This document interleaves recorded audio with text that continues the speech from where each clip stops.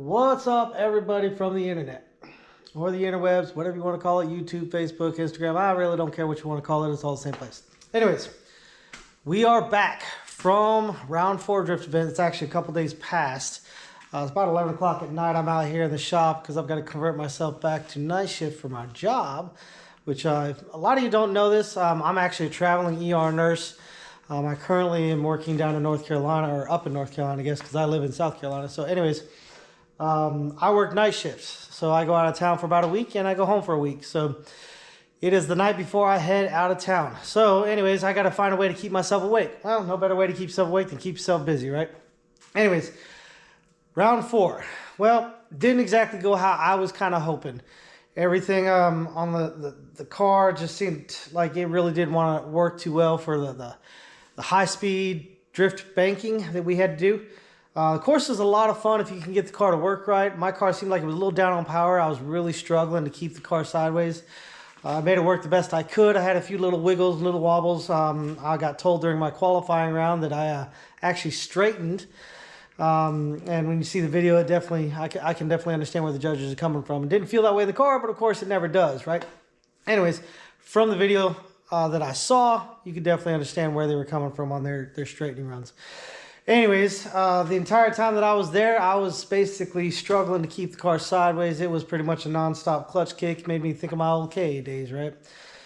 So, unfortunately, that wasn't the worst of the news. Competition went around. I made it, I think, to the top 16. Had to go against Nick Abbott. Congratulations on your win, Nick Abbott. I'm glad that if somebody's going to beat me, it's the guy that takes the whole series, the whole championship, right? Pretty impressive. That kid, I mean, I think he's like 19 or 20 years old. He's a killer driver, super consistent driver. Not only did he win the championship, he won first place in all 4 rounds. Never been done at an MB Drift Series in the 18 years they've been alive. So congrats on that, brother. Next time we meet up, though, I'm hoping to give you a little bit better run. I'm hoping to have a little bit more power in this thing. That way I can really stick it to you because I want to do it. Anyways, Sunday morning comes around after our competition. We were doing a bunch of fun runs, doing a team tandem. We had all 4 of our members of our crew. I was the lead car. I believe it was the second time we were trying to run everybody in all 4 runs. As I was coming around the last sweep of the car, I get a grinding noise that I thought was actually me just debeating this tire on this side right there. Well, unfortunately, as I dipped off the track and I let everybody get past so I can get out of the way, obviously you don't want to go drifting on your rims, right? I dipped to get out of the way. I go to put it back in gear once everybody passes, and I have nothing. There was a little bit of rattling noise, a little bit of grinding noise.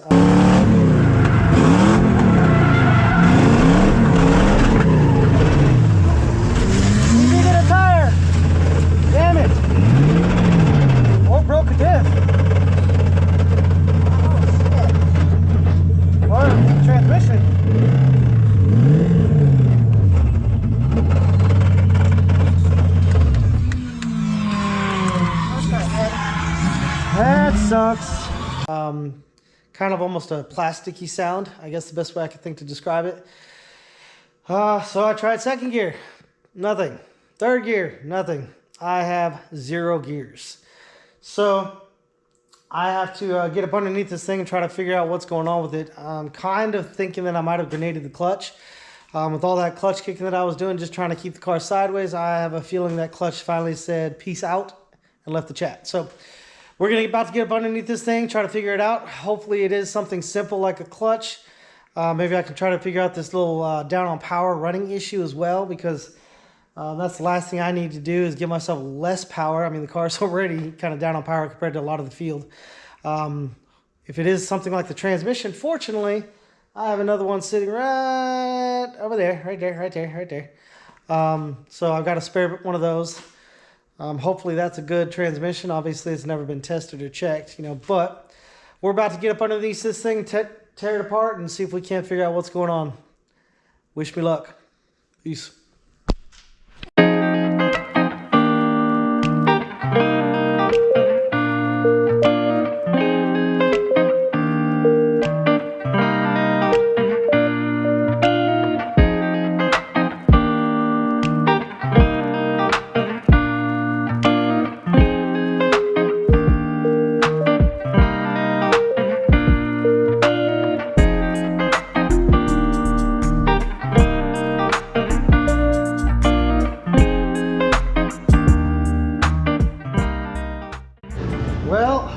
think we figured out the problem. So got up under this thing to start kind of doing everything. Got my borescope out, got up in there and looked at the clutch.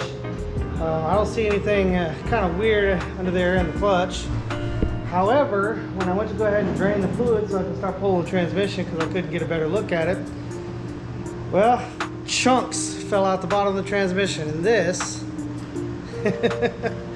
is the drain plug out of that transmission. So, to say the least, I think that transmission is toast.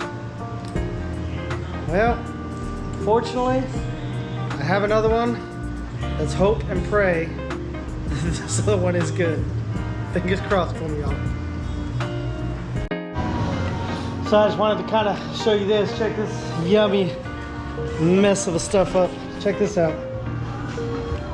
So this is the gear oil that came out of it. I don't know if you can see that swirl of shimmer in there. And then you reach down into this oil, there's nice big chunks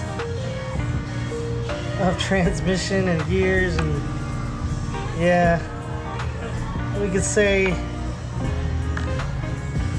that transmission is Dunsey. Meow, meow, meow, meow.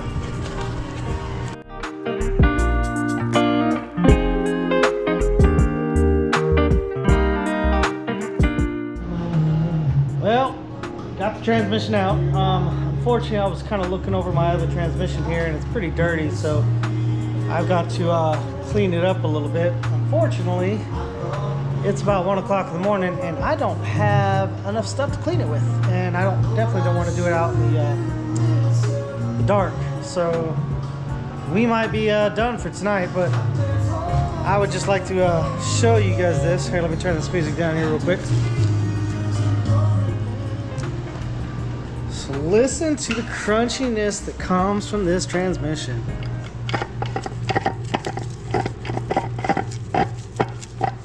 Can we say yummy? There's pretty much no tension in that thing at all.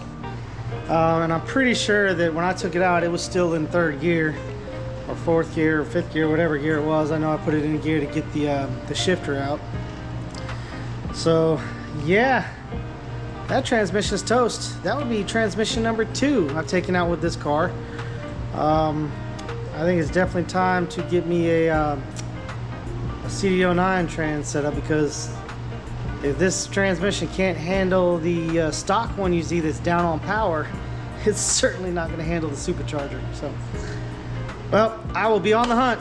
But as for right now, we'll get that one cleaned up and straightened up. Probably next week, because like I said, as of tomorrow I go to work. And I'll be out of town for a little bit. So we'll get that one straightened out, get it cleaned up. I'm gonna have to do some disassembly and get it cleaned up real good, make sure everything in there looks pretty good. I don't want to go put it in a crap transmission, waste all this energy. So as of right now, this is how we're gonna sit, we're gonna stay. So wish me luck. Peace out. What's up, everybody? We are back out here in the shop, getting ready to try to finish up this task of trying to get the old drift turd back on the track. If you remember last time when we talked about, I popped the transmission on this thing, so we got it yanked out. And from what I'm thinking, I haven't torn the transmission apart to really try to find out and verify, but from what I've been able to tell, it seems like I might have broken the input shaft on that transmission. So maybe when I get bored, I might actually pull it apart and take a look, see if I'm right on that, because honestly I'm not sure. So all I know is it has 0 gears. Sounds kind of chunky when you try to spin the input shaft, like it's not connected to anything. So I'm getting ready to get everything transferred over. Got the transmissions out here, got them all kind of cleaned up. This one over here, this is the one we're going to be putting in. I've got a few pieces I've got to put on it from this one, you know, things like the motor, the trans mount, and the top plate for the shifter. Then I've got to transfer over the slave cylinder, or not slave cylinder, the throwout bearing, throwout arm, and the front seal with that throwout bearings guide that I broke on the last one, which Funny enough, I've actually broken quite a few of those. I actually had to get that part ordered from one of my other fellow drifters. So hopefully everything goes smoothly. Hopefully we'll get this transmission slapped back in this thing with no major problems. Hopefully it's a good transmission, because all reality, I don't even know if it's 100% good. It kind of feels good. It feels all right. It was just dirty. So I cleaned it up the best I could. And hopefully we get this thing slapped in and it goes in without too much of a hiccup and we get back on the track. So wish me luck. Peace.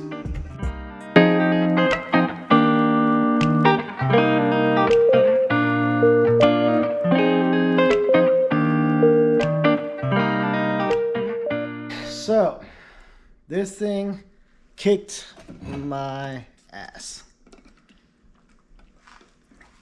And I think that's probably just a little bit of an understatement too. So if y'all didn't know, I love doing transmissions. No. No, I don't. That's probably my least favorite thing to do on a car.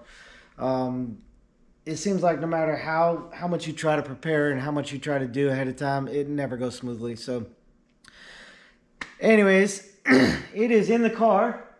However, I think I ran into every kind of complication I probably could have. So I actually got lucky enough that I got to do this twice on the same car, same transmission. You want to know why? Because apparently there is two different sleeves or guides or whatever the hell you want to call it for the K transmission, for the throwout bearing. This thing. So unfortunately, as I was kind of putting things and transferring things over, I noticed that my throwout bearing was actually sounding a little crunchy. Yeah, I didn't want to put that on the car, even though I'm only planning on doing it for one round or one event.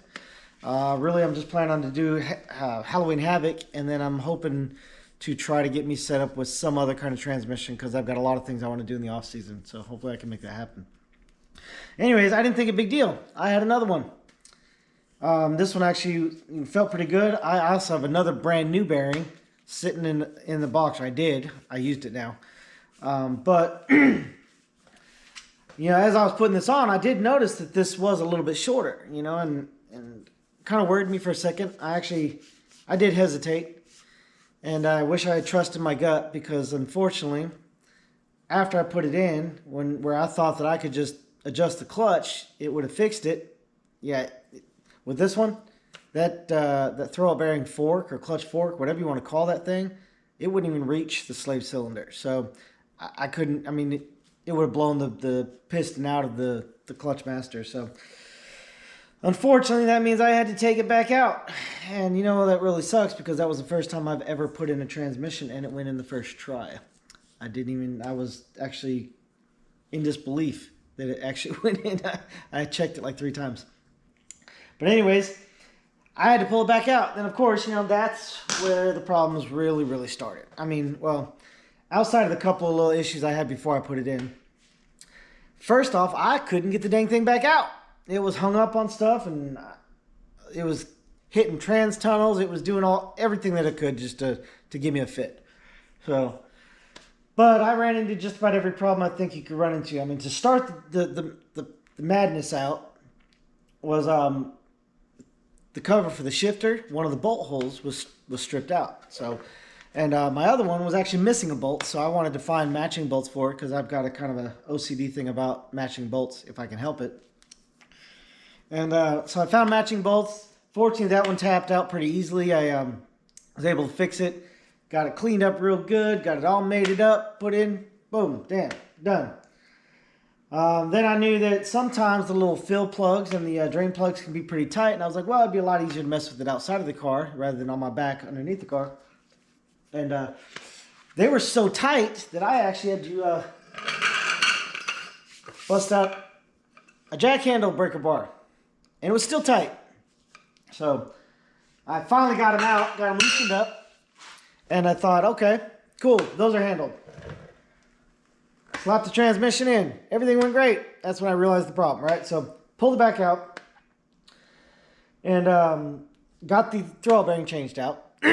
pressed in the new one, and started trying to slap it back together, and that's where it just fell apart. Couldn't get my my jack right there to play along with me, and it just, the adjustments on the side allow it to tilt and bob and weave, whatever you want to call it, just weren't wanting to work. The transmission was in the way of them. I couldn't adjust them. They didn't want to turn. I was having some issues with my hand. I think I might have strained my thumb again. I've done that before, but I couldn't get the thing to turn right. Then when I was jacking it up, it was catching on everything. It was just being a pain in the butt. Then my creeper, which is kind of over there, I'm sure you can see it laying in the corner, but laying on the ground. It kept messing up. The wheels kept coming loose, and then when the wheels would come loose, that it would bind up, and the thing wouldn't roll. I'm pretty sure I made up some new cuss words when I was messing with that thing, because I don't understand why it won't roll. Why those wheels kept coming loose. It came loose 3 different times. I had to fix it all 3 times. About took it outside and just chunked it in the trash, because I just don't have the patience for that. Anyways, then when I went to put the trans mount in, the second bolt that stripped out on the trans mount going into the chassis, and I could not get that thing to retap for the life of me. I had the right size tap, just couldn't get it to start, couldn't get anything lined up, and they were fooling with that thing for like an hour, till finally I conceded and went back to my assortment of bolts and found me a couple of bolts with a narrow tip that I could use to run in and use that to tap it out, and fortunately that worked. And I found matching ones, yay. But unfortunately, the matching bolts that I found for the transmission tunnel, I don't know why, because I had one bolt that was out of whack the last time. But I'm not sure why, but that bolt, the new bolt that I found, would not reach the hole. Tried it in a couple different holes. Didn't want to work. So I had to replace that one with one that did match. And then one of the other ones messed up. So I have 2 14s in there now, along with the rest are 17s, which is going to bug me. But it's only one event. It's going to get changed out, because I'm planning on changing out to some other kind of transmission, whether it's a Z32 or a CDO9. I come to find out that my adapter plate does pretty much all renditions of the Nissan transmissions. You just have to change out the flywheel and clutch and a couple of different things you have to do. But from my understanding, it fits Z32, Z33, Z34, SR, KA, it fits them all.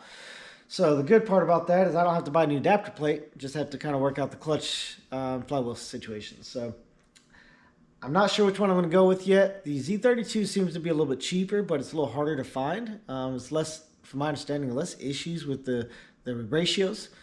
But this is a track-only car. It's not a car I'm going to daily at all. So maybe that won't matter as much. I've heard the CDO9 is a little too short for the KA, or I'm sorry, the 240SX rear end. So I've heard some guys switch out to the 350Z rear ends. I'm not sure about that. I haven't looked into that. So we'll look a little further into that. I've still got some homework to do on that. But finally got it put in. I went ahead and cranked up the car. I did run it through the gears. Unfortunately, I couldn't really get too loud on it or jump on it at all, because it's like 3:30 in the morning. Well, now it's 4. And my car is loud because it's open-air V8 car. I couldn't really get on it. I just had to kind of let it idle through gears, see if I heard anything, see how it shifted. Surprisingly, the transmission actually felt very tight. So I'm actually kind of excited about that. I think I got me a good transmission. It actually feels tighter than most of the other KA transmissions I've ever used. So I also had to go ahead and fix the side marker there. I broke the bracket that holds it on the fender. I mean, it was already broke before I got this body kit. I bought the body kit used secondhand, but it was already broken. It was just zip tied up, so I just had to redo the zip ties. I'm hoping, or I wish, that KBD would make some over fenders and some wide fenders for the S14, because I already need a couple. Like, I've got a couple of cracks in that one. I think I've got one of the cracks in my back one. But I'm working on the full kit, which I actually already have. The front bumper, as you see. I've got the rear bumper and the side skirts on their way to get put on the car. So I'll have the full kit that they have available. Rumor has that they're working on some door skins, which is good, because that door over there has got a scrape in it. So I could put that in and get the car looking good again. Got to find me a new hood because I messed up that one a couple of events ago. So, but hopefully I can get all that stuff done and get the supercharger on it, which is, I think I showed you guys that before. It's sitting over there in a box. Just got to be bolted up, see if it works the way I hope it does, and get everything tuned for it and set up for it, and get the new transmission in it, and hopefully I kind of make the car a little bit more bulletproof with a little bit more power. So outside of that, I've got a mess to clean up. I'm going to go ahead and straighten up, clean up. Then I got to go hop in the shower, and then I'm going to kind of relax a little bit because I've got to stay up a little bit longer because I'm converting myself back to nights. And I'm heading out of town this week. So I will not be back for about a week. Then I'll try to finish up the last couple things I've got on the car. It's kind of doing a little weird running thing. It's reading different readings on my O2 sensors. I've got a dual band wideband, so it's reading different on one bank. So I'm going to check for vacuum leaks again because that's usually what it is. And see if I can fix that pretty easily, get all the power back, and get it back up to snuff. So hopefully everything goes smoothly, but I'm going to go ahead and get cleaned up and call it a wrap because I am tired. I'm wore out. I've been out here since like 7:30. Get cleaned up, go get a snack, and chill out. Yeah, Mars missing out here.